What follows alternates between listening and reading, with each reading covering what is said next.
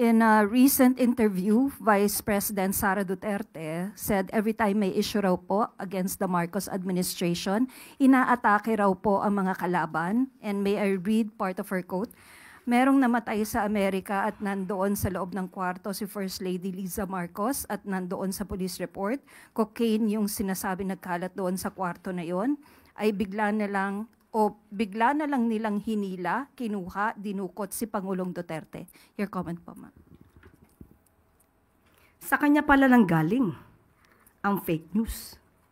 Siya pala ang source ng fake news na ito na pinapakalat laban sa unang ginang, kay First Lady. Unang-una po, kailangan pa ba natin paniwalaan ang mga ganitong klaseng istorya na nanggagaling sa Vice Presidente? Tandaan po natin, dumating si First Lady sa Pilipinas, March 10, 2025.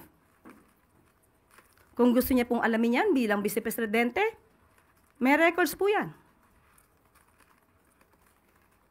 March 11, nagkaroon po ng event si First Lady with the representatives of Girl Scouts of the Philippines. That's May 11, 2025. Pwede po ba natin ipakita? Yan.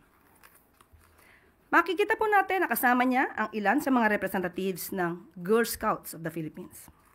Nandiyan po si Dr. Cristina Lim Yuson, National President, Mrs. Teresita Gonzalez, GSP Central Board Member, at si Mrs. Rosaline Davadilla, National Executive Director. March 11 po, nang naaresto or dinala ang dating Pangulong Duterte sa ICC. Papaano po ito maiko-correlate kay First Lady? Samantalang March 11, nandito na siya sa Pilipinas, kasama ang sinabi po natin mga representatives ng Girl Scouts of the Philippines. Ito po, ang sinabi ni VP Sara, ay walang paggalang sa pamunuan, sa organisasyon ng Girl Scouts of the Philippines. Pinapalabas niya na ang event na to ay hindi nangyari.